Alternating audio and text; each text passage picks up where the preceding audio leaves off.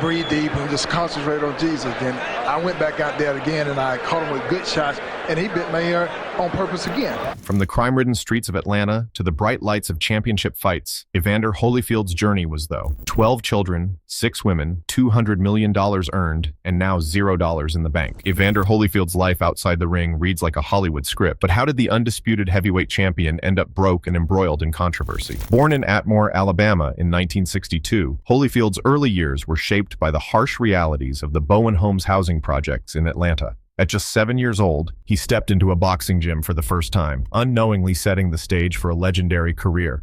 Holyfield quickly rose through the amateur ranks, his natural talent and dedication evident in every bout. The 1984 Summer Olympics in Los Angeles marked a turning point for the young fighter. Holyfield secured a bronze medal, but not without controversy. A disputed disqualification in the semi-final bout against Kevin Barry of New Zealand left many questioning the decision. This early taste of adversity would foreshadow the challenges that lay ahead in Holyfield's professional career and personal life. The Olympic controversy only fueled Holyfield's determination. At 21, he turned professional, stepping into the ring at Madison Square Garden on November 15, 1984. His debut was a televised victory over Lionel Byarm, signaling the arrival of a new force in boxing. Holyfield's quick hands and relentless style caught the attention of fans and critics alike. In 1985, Holyfield moved up to the cruiserweight division, setting his sights on World Championship gold. His opportunity came the following year when he faced Dwight Muhammad Qawi for the WBA title. The bout was a grueling affair, pushing both fighters to their limits. Holyfield emerged victorious, claiming his first world championship in a match later hailed by the Ring magazine as the best cruiserweight bout of the 1980s. But Holyfield wasn't content with just one belt. He set out to unify the cruiserweight division, defeating Ricky Parkey and Carlos de Leon to add the WBC and IBF titles to his collection. With these victories, Holyfield became the undisputed cruiserweight champion, a feat that would foreshadow his future accomplishments. In 1988, Holyfield announced his move to the heavyweight division. He quickly proved his worth, dispatching former heavyweight champions James Quick Tillis and Pinklin Thomas. These victories set the stage for Holyfield's shot at heavyweight glory. October 25, 1990, marked a defining moment in Holyfield's career. He faced Buster Douglas for the unified WBA, WBC, and IBF heavyweight titles. Holyfield's speed and power were on full display as he secured a third-round knockout, becoming the undisputed heavyweight champion of the world. Holyfield's reign at the top was marked by memorable battles against boxing legends. He successfully defended his titles against former champions George Foreman and Larry Holmes, showcasing his ability to adapt to different fighting styles. The bout against Foreman, billed as a battle for the ages due to the significant age difference between the fighters, further cemented Holyfield's status as a true champion. However, even champions face setbacks. In 1992, Holyfield suffered his first professional loss to Riddick Bowe. The fight was so intense that the Ring magazine named one of its rounds the Round of the Year. Undeterred, Holyfield regained his crown just 1 year later, defeating Bowe in a rematch to reclaim the WBA and IBF titles. Perhaps the most infamous moment of Holyfield's career came on June 28, 1997, during his rematch with Mike Tyson. The fight, which would become known as the Bite Fight, ended in shocking fashion when Tyson was disqualified in the third round for biting off part of Holyfield's ear. Tyson claimed his actions were in retaliation to Holyfield's unchecked headbutts, but the incident remains one of the most controversial in boxing history. As Holyfield's career soared to unprecedented heights, his personal life began to unravel behind the scenes. The boxing legend faced a barrage of challenges outside the ring that threatened to tarnish his legacy and drain his hard-earned fortune. Rumors of performance-enhancing drug use cast a shadow over Holyfield's achievements. In a shocking turn of events, he was linked to Applied Pharmacy Services, an Alabama pharmacy under investigation for supplying athletes with illegal steroids and human growth hormone. When confronted, Holyfield vehemently denied ever using performance enhancers. However, FBI documents revealed a patient named Evan Fields who shared Holyfield's birth date and a similar address. When investigators dialed the phone number associated with Fields, Holyfield himself answered.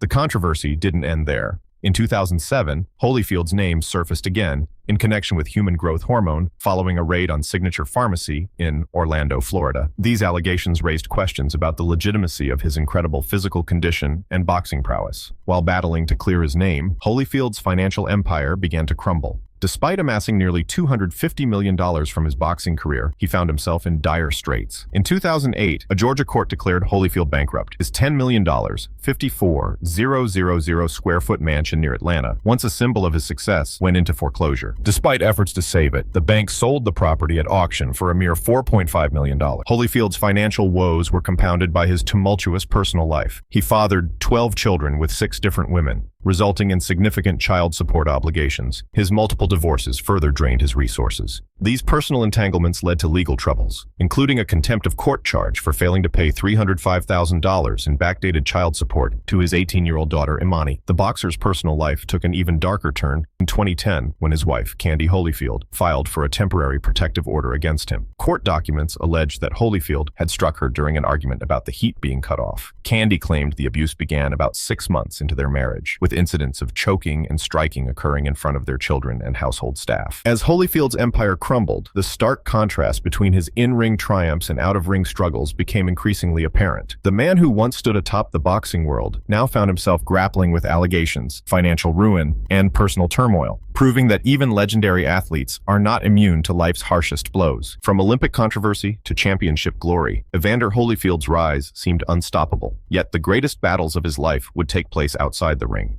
As his boxing career reached its pinnacle, Holyfield's personal life began to unravel, revealing a stark contrast between his public triumphs and private struggles. Holyfield's earnings over his illustrious career totaled an estimated $200 million.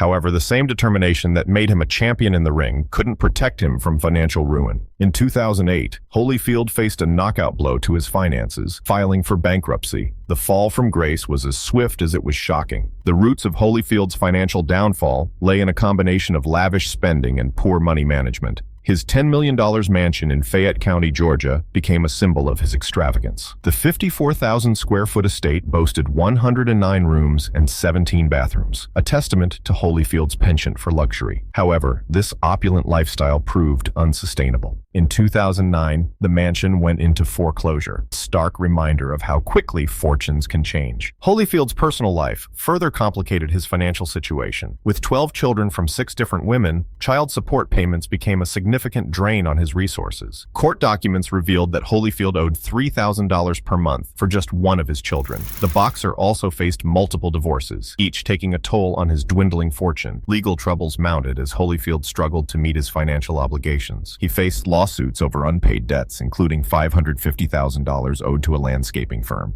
These legal battles further eroded his once substantial wealth. In a bid to recover financially, Holyfield attempted several comebacks and exhibition bouts. In 2010, he fought Francois Botha, winning by an 8th-round knockout to claim the vacant World Boxing Federation (WBF) heavyweight title. However, these efforts failed to significantly improve his financial situation. Holyfield's fall from grace wasn't limited to financial matters. In 2010, his wife, Candy Holyfield, filed for a protective order against him. Court documents alleged that Holyfield had struck her and had a history of violence towards her and their children. The allegations painted a troubling picture of the champion's behavior behind closed doors. As his boxing career waned, Holyfield turned to reality TV and exhibitions to maintain his public profile. He appeared on Dancing with the Stars in 2005 and Celebrity Big Brother in 2014. In 2015, he participated in a charity boxing event against Mitt Romney. These appearances, while keeping him in the public eye, were a far cry from his days as the undisputed heavyweight champion of the world. Despite the controversies and setbacks, Evander Holyfield's impact on boxing remains undeniable. His resilience in the face of adversity, both in and out of the ring, has left an indelible mark on the sport. Holyfield's journey from Olympic bronze medalist to undisputed heavyweight champion showcases a fighter who refused to stay down when life threw its hardest punches.